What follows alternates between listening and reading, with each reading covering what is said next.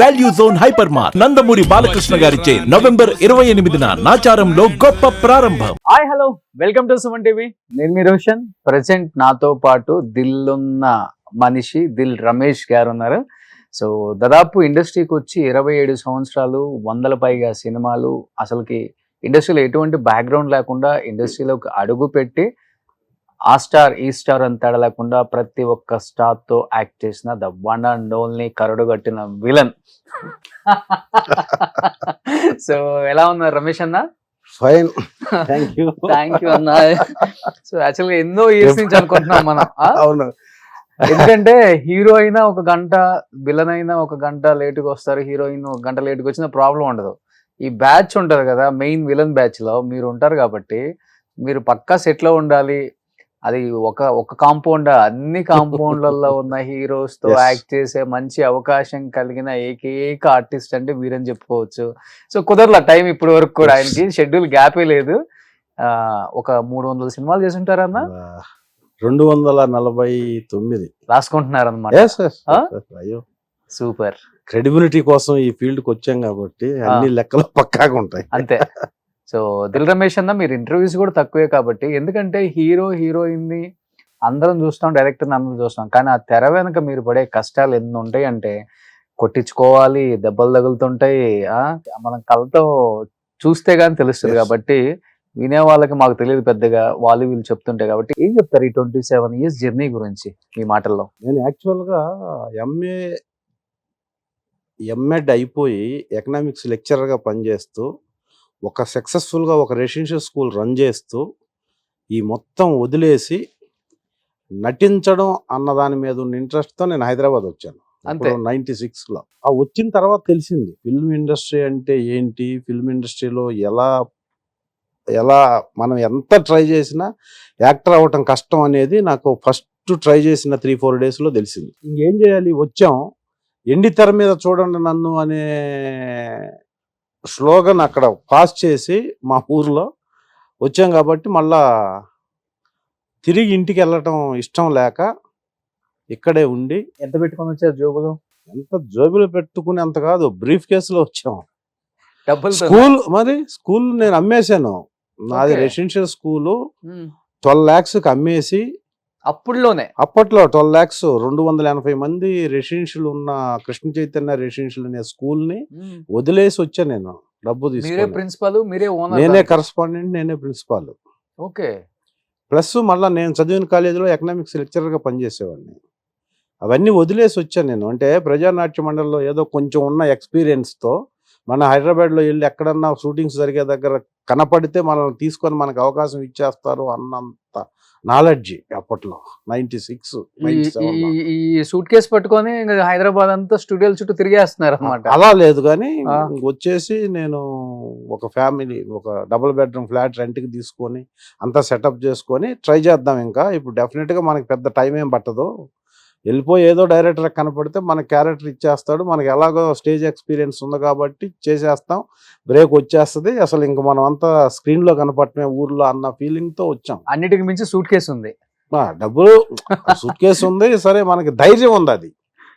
Okay. తర్వాత తెలిసింది Annapurna studio దగ్గర ఒక రోజంతా ఉండి, గేట్లో నుంచి లోపలికి వెళ్ళలేక ఫిల్మ్ ఛాంబర్లో ఒక రోజంతా ఉండి, ఒక ఆర్టిస్ట్ చెప్పిన విధానం అదంతా చూసి మైండ్ ఒక్కసారి ఫ్రీజ్ అయిపోయింది. ఇలా అతను నాకు చంద్రమౌళి అని ఒక ఆర్టిస్ట్, పేరు చెప్పాలి, ఈ మధ్యన ఆయన స్వర్గస్థులు అయ్యారు. ఆయన నేను ఫస్ట్ టైం చూశాను అక్కడ ఫిల్మ్ ఛాంబర్లో. నేను ఊర్లో ఉన్నప్పుడు ఆయన కూడా పెద్ద ఆర్టిస్ట్, పెద్ద యాక్టర్ నా దృష్టిలో. ఎందుకంటే ముత్యాల సుబ్బయ్య గారి సినిమాల్లో, చాలా సినిమాల్లో నేను చూస్తుండేవాడిని. నా ఇమాజినేషన్ ఏంటంటే హైదరాబాద్ సిటీలో తను కూడా ఒక కారులో తిరుగుతుంటాడు అని నేను అనుకున్నది. నేను ఫిల్మ్ ఛాంబర్లో ఒక గేట్ దగ్గర అన్నపూర్ణ స్టూడియోలో ఒక రోజంతా వెయిట్ చేసి, ఇది కాదు, ఇది ఎవరో చెప్తే ఇక్కడ ఉంటే ఉపయోగం లేదు, ఫిల్మ్ ఛాంబర్ అని ఉంది, అక్కడికి వెళ్ళు, అక్కడ ఫిల్మ్ ఆఫీసులు ఉంటాయి, అక్కడ మీకు డైరెక్టర్ లాగా కనపడిస్తారని చెప్తే అక్కడ వచ్చి వెయిట్ చేస్తున్నప్పుడు నేను మొట్టమొదటిసారిగా చూసిన యాక్టరు చంద్రమౌళి గారు, పెద్ద ఆయన లోనా మీద వచ్చాడు. చిన్నది లోనా, టీవీఎస్ 50 కూడా కాకుండా లోనా అని ఒక బండి, చిన్నది. ఆ బండి మీద వచ్చాడు. నాకు ఆయన చూడగానే విత్ ఇన్ సెకండ్స్లో ఫీజులు ఎగిరిపోయి ఈయనేంది లోన అసలు ఆయనైనా కాదా అని చెప్పేసి దగ్గరికి వెళ్ళి కన్ఫర్మ్ చేసుకొని ఆయన తెలిసిన తర్వాత ఆయన బూతులు తిట్టి నన్ను, సార్ మీరు యాక్టర్ కదా అని అంటే, అవును అయితే ఏంటని ఆ సిసి ఆఫీస్కి వెళ్ళి మళ్ళీ వచ్చిందా గంట సేపటికి వస్తే అప్పటి వరకు వెయిట్ చేసి ఆయన అడిగితే, నువ్వేంటంటే నేను ఇదే చెప్పాను, ఇట్లా వదిలేసి వచ్చాను సార్ నేను అని. బూతులు తిట్టాడు ఆయన. ఎందుకు వస్తారాయా మీరు, మేము ఇలాగే వచ్చి ఇదిగో ఇలా కాదు సార్, మీరు చాలా సినిమాల్లో చూసాము, ఈ లోన మీద వచ్చారేంటి సార్ అన్న ఫస్ట్ ఆయన అన్న డైలాగ్. వీళ్ళు ఇచ్చే ఒక ఫిగర్ చెప్పాడు, ఒక అమౌంట్ చెప్పి రోజుకి నాకు ఇంత ఇస్తారు, ఆ అమౌంట్కి మేము దీని మీద తిరగటం ఎక్కువ, నేను ఇంకా బెటరు దీని మీద తిరుగుతా, చాలా మందికి ఇది కూడా లేదు అని నడిచి వెళ్తుంటారు, నేను ఇంకా బెటర్ పొజిషన్లో ఉన్నాను కాబట్టి ఈ బండి మెయింటైన్ చేస్తున్నాను అని. మీరు వెళ్ళిపోండి, మీరు చదువుకున్నారు చక్కగా, స్కూల్ అంటున్నారు, కాలేజీ అంటున్నారు, లెక్చరర్ అంటున్నారు, మీకేం కర్మమ్మా ఇది, ఇమ్మీడియట్గా వెళ్ళిపోయి అది మెయింటైన్ చేసుకోండి, ఇక్కడ ఏమీ కాదు ఏమీ జరగదు అని చెప్పి చాలా నెగిటివ్గా గంట సేపు చెప్పి వెళ్ళిపోయాడు ఆయన. సో అప్పుడు ఏం చేయాలని అర్థం కాని పొజిషన్లో ఏదో ఒకటి చేయాలి సిటీలో ఉండని, ఇమీడియట్గా ఎడ్యుకేషన్ క్వాలిఫికేషన్ ఉంది కాబట్టి సోమాజీ కూడా ఈనాడులో జూనియర్ మార్కెటింగ్ ఆఫీసర్గా విత్ ఇన్ 1 వీక్లో నేను వేరే రికమెండేషన్తో ఇంటర్వ్యూ చేసి ఇంటర్వ్యూలో సక్సెస్ అయ్యి అక్కడ ఎంప్లాయీగా జాయిన్ అయ్యాను. ఈనాడు సోమాజీ కూడా జాయిన్ అయ్యి 5 months చేస్తున్నప్పుడు, అంటే ఇంత డీటెయిల్గా ఎక్కడ చెప్పలేదు, మన ఇంటర్వ్యూలో చెప్తున్నాం ఈ స్ట్రగుల్స్ అని. ఎందుకంటే ఇప్పుడు అప్కమింగ్ చాలా మంది ప్రొఫెషనల్స్ వచ్చేస్తున్నారు, వందలుగా వేలాది మంది వస్తున్నారు, ఈ స్ట్రగుల్ ఇప్పుడు ఉంది, అదే ఇప్పుడు ఇంకా ఎక్కువ ఉంది స్ట్రగుల్.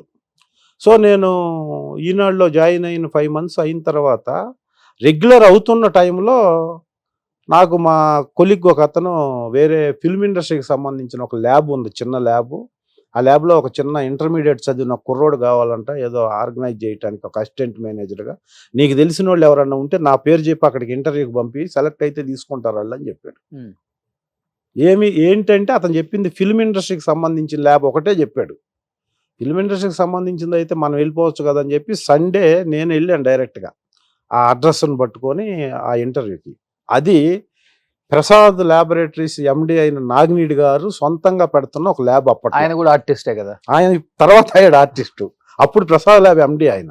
నేను వెళ్ళి ఆయనతో డైరెక్ట్ ఫేస్ టు ఫేస్ మాట్లాడినప్పుడు ఆయన, నేనే ఈ ల్యాబ్ పెడుతున్నాను, నువ్వెవరు ఏంటంటే ఇట్లా సో చెప్పాడండి, నేను చేస్తాను మీ దగ్గర అంటే, నువ్వేంటి అని అంటే నేను ఈ మొత్తం చెప్పేశాను, ఇంత హైలీ క్వాలిఫైడ్ పర్సన్ నాకు అవసరం లేదు, పైగా నువ్వు అసలు అవసరం లేదు, సినిమా పిచ్చున్నోడివి, నాకు సినిమా ల్యాబ్కు సంబంధించిన వర్క్ చేయాలి తప్ప సినిమా పిచ్చున్నోడు నాకు పనికిరాడు ఇక్కడ, కాబట్టి నువ్వు అన్ఫిట్, నువ్వు వెళ్ళిపో నువ్వు అని చెప్పాడు. చెప్తే నేను ఎక్స్ప్లెనేషను, నేను ఎందుకు వచ్చాను, ఏమవుతాను నేను, ఇదంతా ఎక్స్ప్లెయిన్ చేసిన దాంట్లో ఆయనకు నచ్చినా కూడా ఆ జాబ్ ఇవ్వటం ఇష్టం లేక ఆయన ఏం చెప్పాడంటే, ఫర్ మంత్ 1300 ఇస్తాను, అప్పట్లో city bus pass 180 rupees, general city bus pass 180 rupees, plus నువ్వు దూరం నుంచి వస్తావు కాబట్టి దిల్షునగర్ నుంచి పంజాగుట్ట, ఇప్పుడు Panjagutta police station back side ఇప్పుడు పెట్రోల్ బంక్ ఉంది, సేమ్ ప్లేస్లో 4 floors బిల్డింగ్ ఉండేది అప్పుడు. ఆ దాంట్లో ఫస్ట్ ఫ్లోర్లో ఆయన రెసిడెన్సీ, గ్రౌండ్ ఫ్లోర్లో ల్యాబ్. ఓకే, ఇంత దూరం నువ్వు రావాలంటే నీకు కొంచెం ప్రాబ్లం అవుతుంది, 180 రూపాయలు బస్ పాస్కి ఇచ్చి 1300 శాలరీ ఇస్తాను, ఏంటి నీ పొజిషన్ అంటే, ఎప్పటి నుంచి రమ్మంటారు సార్ అని చెప్పి వితౌట్ ఇంటిమేషన్లో ఈనాడులో ఇంటిమేట్ చేయకుండా మళ్ళీ ఈ ల్యాబ్లో జాయిన్ అయ్యాను నేను, ఇంట్లో కూడా తెలియకుండా. ఏదో ఒక అవకాశం వస్తుంది ఇక్కడ ఉంటే, సినిమా ఇండస్ట్రీ అనేది ఆయనకు చెప్పాను నేను, సార్ నేను వర్క్ చేస్తాను, మీకు కాన్ఫిడెన్స్ లేకపోతే నన్ను ఏ రోజు మానేయమంటే ఆ రోజు మానేస్తాను, మీకు నా వర్క్ మీద కాన్ఫిడెన్స్ ఉండి నేను డెవలప్ చేస్తున్నానని నమ్మితే ఎప్పుడన్నా మీరు నాకు హెల్ప్ చేయాలనుకుంటే, నేను ఇది సార్ నేను ఇలా వచ్చాను ఇందుకు వచ్చాను అని క్లియర్గా చెప్తే, నేను జీవితంలో హెల్ప్ చేయను, చేసినా అది అవ్వదు, ఇక్కడ యాక్టర్ అవ్వడం అనేది చాలా కష్టమైన పని, అది జరగదు, నువ్వు ఎంప్లాయీగా ఉంటానని డిసైడ్ అయితే రా, లేకపోతే లేదని చెప్పి ఆ ఫైనల్గా ఈ శాలరీకి ఎలాగో జాయిన్ అవ్వడని చెప్పి చెప్పాడు ఆయన.